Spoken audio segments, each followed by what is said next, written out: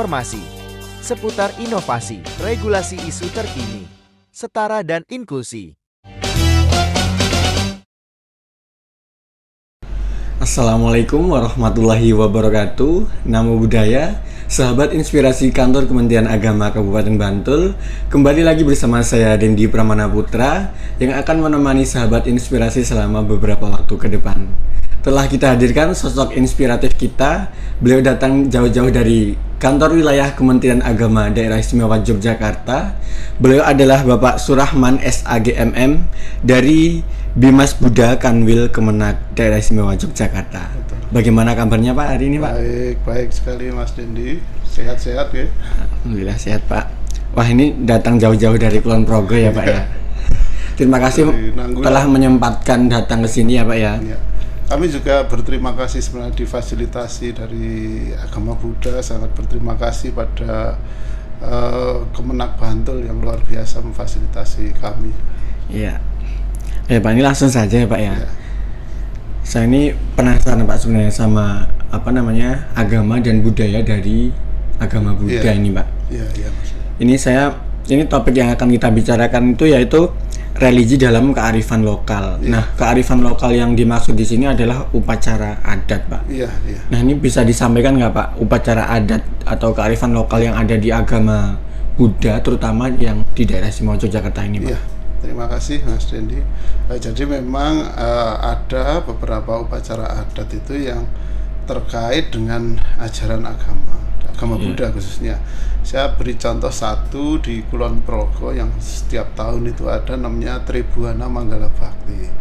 Tribuana Manggala Bhakti itu adalah ekspresi keagamaan dibalut dengan kultur Jawa, lokalitas sana, untuk merawat alam. Jadi kegiatannya itu bisa di pegunungan, di sumber mata air. Mereka melakukan penanaman pohon-pohon penyangga air, melepaskan satwa endemik yang ada di situ. Itu memang terinspirasi dari ajaran Buddha atau Dharma, tetapi kemudian dibalut dengan nilai-nilai kearifan lokal yang ada. Dan itu di Buddha hal-hal seperti itu memang lazim. Artinya memang dari sisi substansi keagamaan itu diperbolehkan. Jadi menggabungkan antara kearifan lokalitas dengan nilai-nilai Dharma ajaran Buddha itu diperbolehkan, dengan tentu ada aspek-aspek yang harus diperhatikan juga ya. Apa itu Pak aspek-aspek? Ya, aspek-aspek itu begini misalnya kita merawat alam atau nyadran itu mungkin sudah sangat populer ya.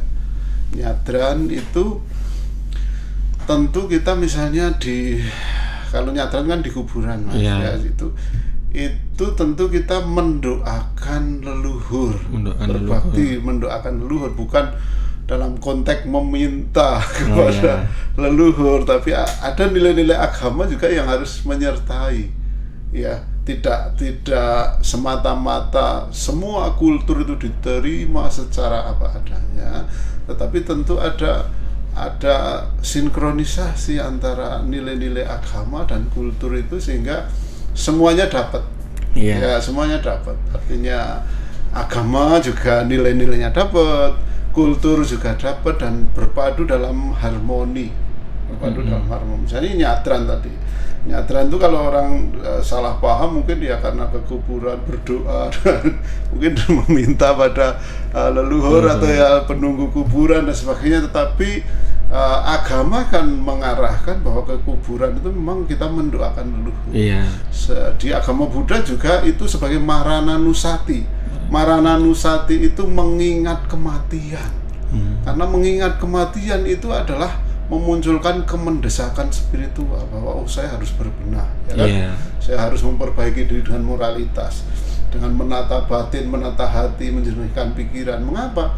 Karena apapun yang kita banggakan itu semua juga akan meninggal, akan selesai pada titiknya itu. Jadi ada aspek-aspek Dharma yang harus ditekankan juga, tidak hanya kultur semata. Ya, ada perpaduan itu. Ya, berarti antara nilai keagamaan, nilai lingkungan dan tradisi atau kearifan lokal di sana itu tetap jalan beriringan gitu ya Pak. Beriringan, tidak boleh kemudian pincang. Iya. Tidak boleh juga agama terlalu menghakimi adat tradisi tanpa apa ya, mendalami dulu sebenarnya apa maksud dari adat tradisi ini. Kalau agama di Buddha itu kita harus menghargai kultur, tetapi juga kultur dan agama itu berpadu. Iya. Ya, tidak saling meniadakan.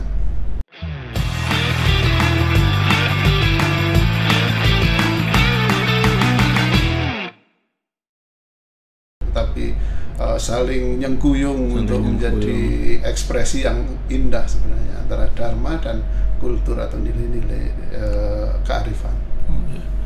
Kalau boleh tahu Pak ya, di Jogja ini selain itu ada lagi nggak Pak upacara adat yang bisa Bapak bagikan kepada kami Pak?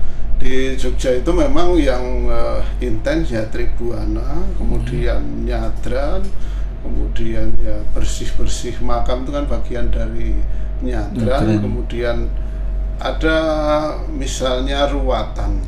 Ruwatan itu memang sebenarnya ruwatan itu adalah ekspresi untuk mengingat pada seluruh karma-karma buruk yang dilakukan, kemudian melakukan pertobatan, dan di situ memunculkan niat, memunculkan karma-karma baik yang sebanyak-banyaknya. Itu adalah esensi dari ruwatan menurut Dharma. Jadi bukan pada sisi-sisi metafisis, tetapi itu betul-betul pada sisi-sisi nilai-nilai Dharma yang bisa kita pahami.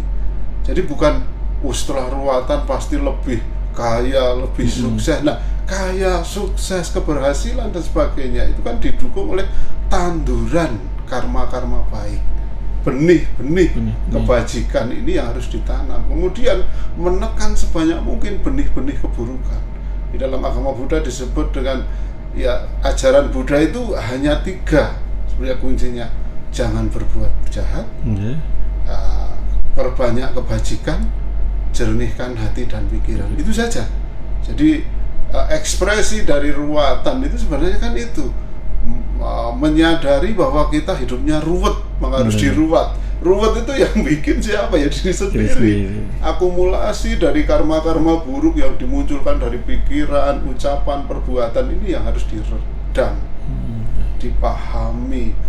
Mungkin bahasa umum melakukan pertobatan sebenarnya ruwatan.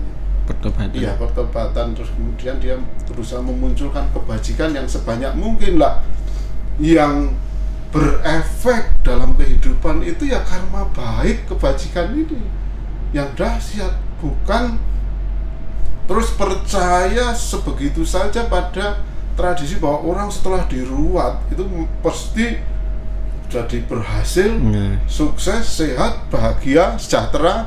Nah, dari mana itu datang? Itu dari pikiran pertobatan sebenarnya. Menekan seluruh keburukan, memunculkan semua karma kebajikan. Ini baru berefek betul. Kalau hanya mengikuti tradisi kemudian dikira sudah beres setelah ruwatan, perbuatannya tidak diperbaiki, ucapannya tidak diperbaiki, kemudian tindakannya tidak diperbaiki. Dalam menurut agama Buddha itu tidak mungkin menghasilkan kebahagiaan, tidak mungkin. Karena benih-benihnya dari mana? Karena kebahagiaan itu harus ditanam dari benih. Dari benih. Ya kalau benihnya tidak ditanam, dari mana kebahagiaan itu muncul? Nah ini, maka betul bahwa tradisi itu kita ikuti, tetapi penjelasan substansial dari tradisi ini juga menjadi penting. Tidak hanya kalau orang Jawa bilangnya rubuh-rubuh gedang. Rubuh-rubuh gedang itu bahasa Jogja Mas Dendi. Jadi pokoknya ikut saja, ada ruwatan ikut, ada nyadran ikut, ada tribuana ikut, tetapi tidak paham esensinya atau substansi. Ini juga kurang edukatif. Tentu kita keberimbangan antara pemahaman terhadap kultur, tetapi keberimbangan juga pemahaman terhadap substansinya. Nah itu Mas. Oh iya Pak, kalau untuk yang ruwatan itu tadi Pak, itu apa namanya, wujud kayak kegiatannya itu berupa apa Pak? Atau kegiatan sehari-hari namun esensinya hanya untuk berbenah diri, atau ada ritual khusus, atau ada kegiatan khusus gitu Pak? Ekspresinya misalnya di Gunung Kidul itu yang sering ada ruwatan. itu mereka ibadah, Iya. kemudian ya ada pernik-pernik upacara gitu, kemudian sebagai pertanda itu digunting rambutnya, ya kan? Digunting, masing-masing itu digunting. Kemudian setelah itu diperciki air berkah. Air yang sudah didoakan ya, itu. air yang sudah didoakan. Tetapi sebenarnya substansi dari rambut yang digunting itu kan menggunting seluruh keburukan. Ya. Mengapa rambut? Karena pikiran itu penentu, Mas. Lambang saja kan di rambut kepala, simbolis kepala bahwa pikiran itulah yang menentukan segalanya. Iya. Maka ini kalau orang mau berbenah diri, bertobat itu dimulai dari pikiran, dari hati pikiran. Maka ya dari kepala tadi rambut kepala itu sebagai simbolik bahwa saya telah bertekad untuk berbenah diri, mulai dari pikiran, ucapan dan perbuatan. Karena pikiran itu adalah penentu dari ucapan, juga penentu dari perbuatan. Makanya secara ritus atau ritualnya begitu. Tapi kadang-kadang orang mengikuti ritusnya belum tentu memahami substansinya, jadi bukan ruatannya sesungguhnya kalau gitu. Selain di Gunung Kidul ada nggak Pak yang di daerah lain di sini? Iya, di beberapa wihara itu dilaksanakan ruatan. Kalau orang tradisi Tiongkok mengatakan ciswa, ya, ruatan, ya sama itu. Jadi di beberapa kelenteng, di wihara-wihara juga diadakan ruatan. Dan kalau di tradisi Jawa kan terus ada wayangan, itu kan tradisi ya. Tapi wayangan sendiri sebenarnya kan ada nuansa pembelajaran di wayangan itu. Ada edukasinya. Ya, ada edukasinya. Nah, nilai-nilai edukatif itu wayang itu sebenarnya ya tuntunan, bukan hanya tontonan. Iya, benar. Jadi ada nilai-nilai spiritual, nilai-nilai dharma yang dari lakon pewayangan itu sendiri ya harus betul-betul hanya sebagai media agar nyampe ke masyarakat, agar nyampe gitu ke masyarakat. Dan wayang itu netral sebenarnya, dari Hindu, Buddha, bahkan kita pahami bahwa Sunan Kalijaga juga menggunakan media itu untuk menyampaikan ajaran-ajaran dakwah itu kan media-media yang netral, semua bisa dipakai untuk semua. Ya. Ya Pak, selain itu upacara adat apa lagi nih Pak yang bisa kami ketahui? Iya, Pak? kalau upacara adat yang itu ya kalau di kami ada Patidana itu doa pada leluhur, tapi beda dengan nyadran. Kalau nyadran itu kan secara kolektif bersama. Iya. Kalau Patidana itu gini, misalnya 3 hari meninggal, 7 hari meninggal, itu kan ada. Oh iya. Ya ada 40 hari. Nah, di dalam kitab Sigalowadah Sutta di kami dikatakan bahwa kewajiban anak itu tidak selesai ketika orang tuanya sudah meninggal. Bukan terus kewajibannya rampung, enggak.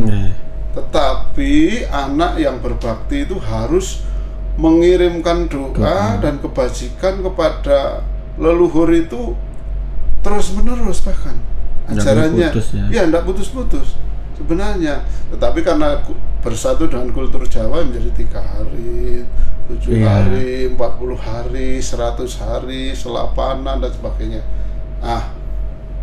Di pesan kami itu sebenarnya begini, tidak harus memakai ritual khusus, tetapi melakukan kebajikan apapun, terus kebajikan itu dibagikan, dipersembahkan kepada leluhurnya. Sebenarnya begitu di kami, mendoakan dan mengirim kebajikan.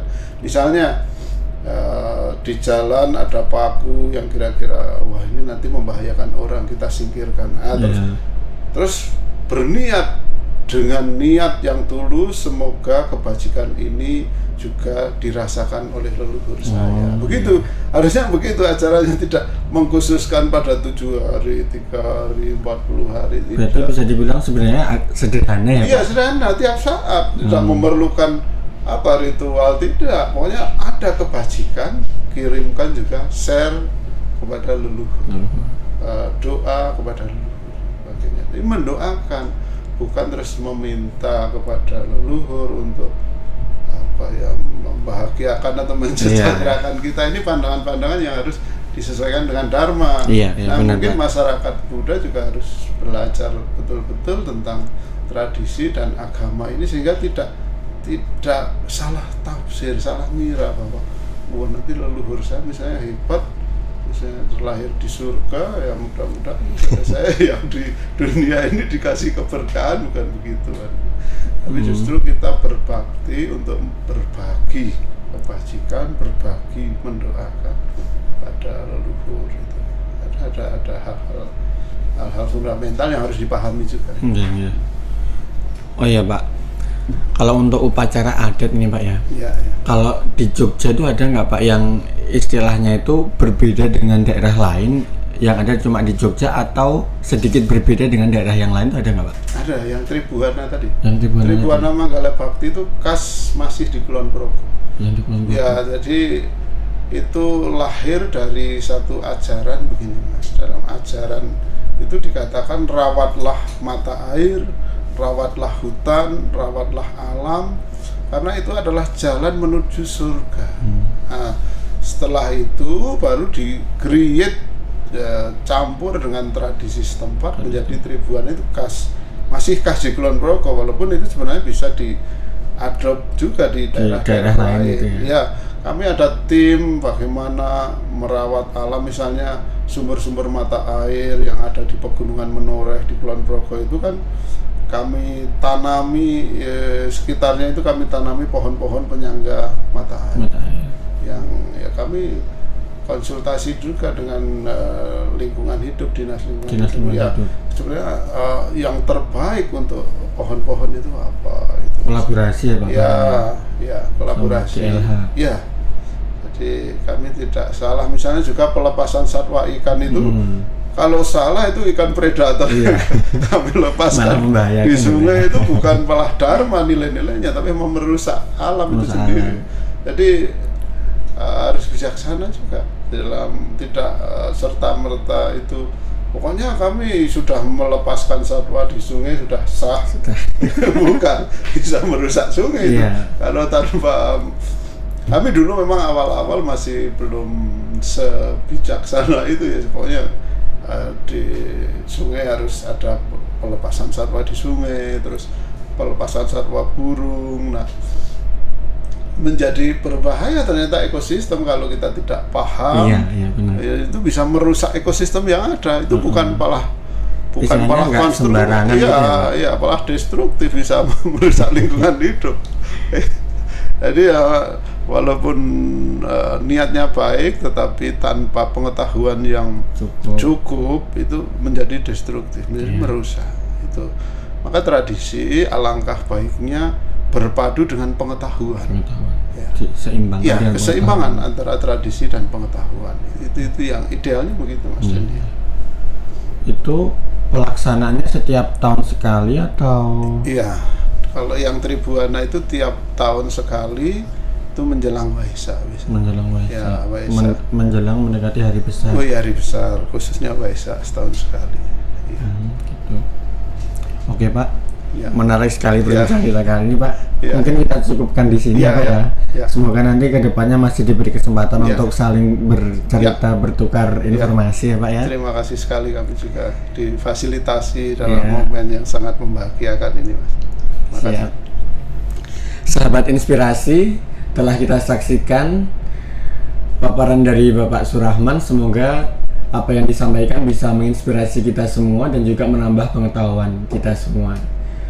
Cukup sekian dari kami, tetap di Media Inspirasi Kantor Kementerian Agama Kabupaten Bantul. Wassalamualaikum warahmatullahi wabarakatuh.